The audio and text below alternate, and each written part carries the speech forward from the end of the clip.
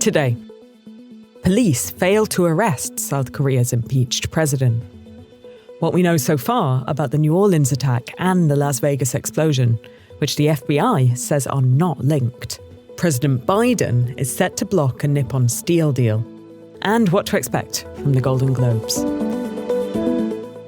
It's Friday, January 3rd. This is Reuters World News, bringing you everything you need to know from the front lines in 10 minutes every weekday.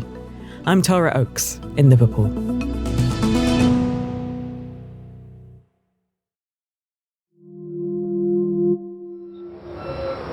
Dozens of police vehicles moving into the centre of Seoul and lining up outside the compound to arrest impeached President Yoon Suk Yeol.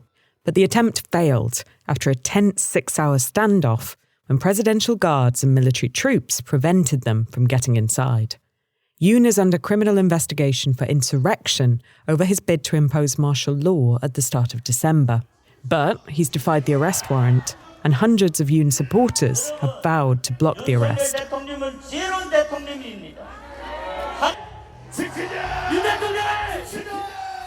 Some of the protesters carried "Stop the Steal" banners, waved American flags, and even sung the Star-Spangled Banner, calling on incoming US President Donald Trump to help solve South Korea's political crisis.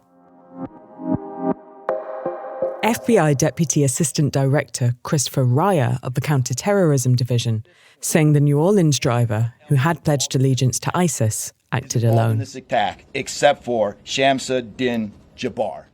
Officials say Jabbar drove from Houston to New Orleans on December 31st and posted 5 videos on Facebook on the morning of the attack. In the first video, Jabbar explains he originally planned to harm his family and friends, but was concerned the news headlines would not focus on the, quote, war between the believers and the disbelievers, end quote. But what caused Jabbar to become radicalized remains unknown. Michael Georgi is Middle East breaking news editor and tells us why ISIS may be regrouping and why US intelligence has warned it could be poised for expansion from regions like Africa. They haven't claimed the attack, claimed responsibility, but the guy was flying an ISIS flag.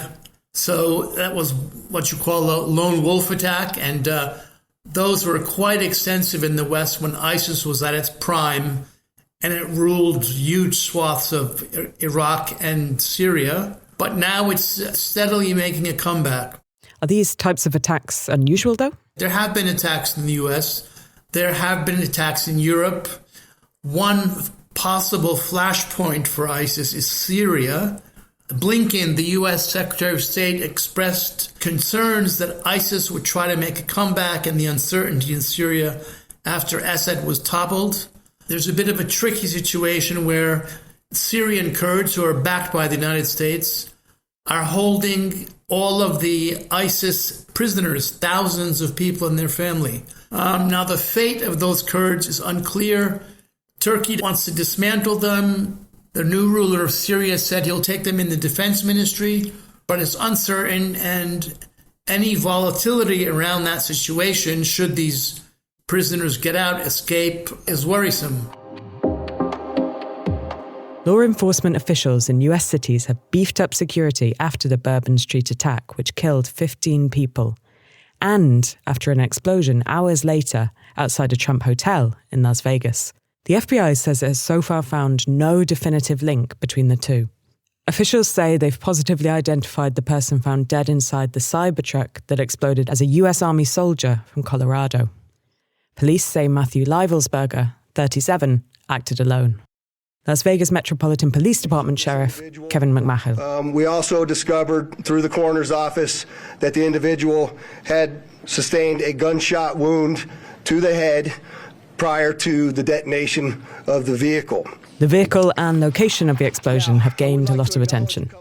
A close relative of Leivelsberger said he was a supporter of President-elect Trump, adding that, quote, he thought Trump was the greatest thing in the world.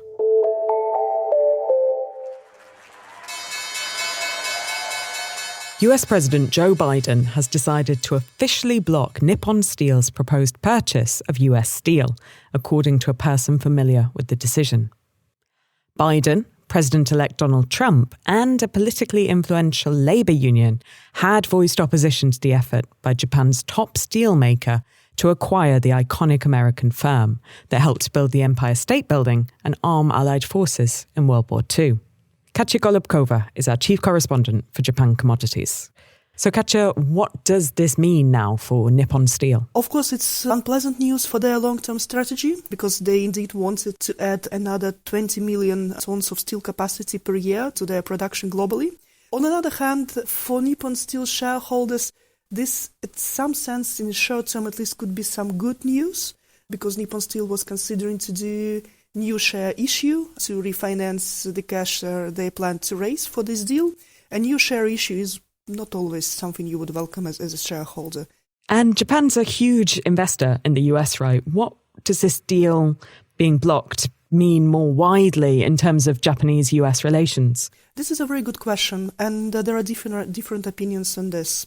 But overall, analysts thinking that this particular situation will be locked around steel and Nippon Steel in particular, and they don't expect that there will be a big wider implication because the deal from the business perspective, it came during the election time. Also, if we remember just like a week or 2 weeks ago, there was an announcement by SoftBank of $100 billion investment to the US economy. So didn't stop SoftBank of proposing that huge investment to the US economy, which of course is a sign of that business should be continuing as usual. The German and French foreign ministers will later today become the first top diplomats from the European Union to visit Syria since rebels seized control. Annalena Baerbock and Jean-Noël Barrot will meet Ahmed al-Sharaa, the leader of Syria's new rulers, on a one-day trip. Meanwhile, in Gaza, authorities say Israeli airstrikes have killed at least 68 Palestinians across the Strip on Thursday, including the head of the enclave's Hamas-controlled police force and his deputy.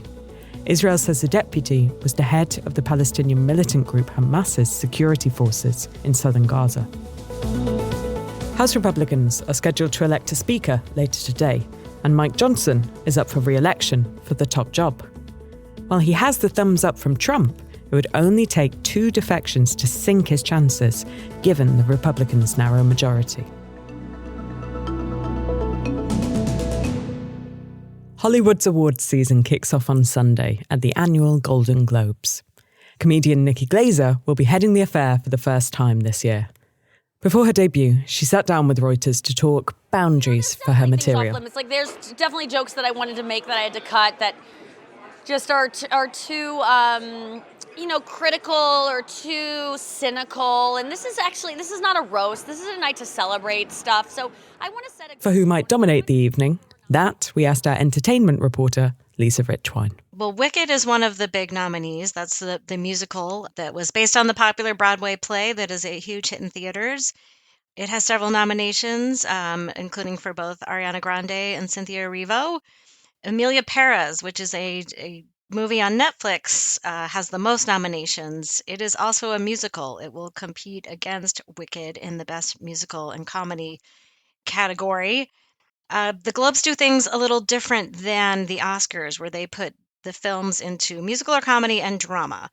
So in the drama category, the leader is The Brutalist, which is a movie that stars Adrian Brody as a man who survives the Holocaust, and he comes to the United States to chase the American dream. Is it still like a boozy dinner? Is that the format? Yes, the Globes are known as being more relaxed than the Oscars. It's a dinner. There's open bars. People go and get drinks, and it makes it a little more freewheeling than what you see at the Oscars.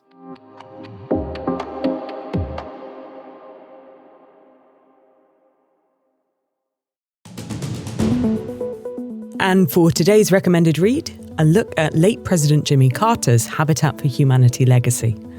There's a link to the story in the pod description. For more on any of the stories from today, check out Reuters.com or the Reuters app. Don't forget to follow us on your favourite podcast player, and we'll be back on Monday with our daily headline show.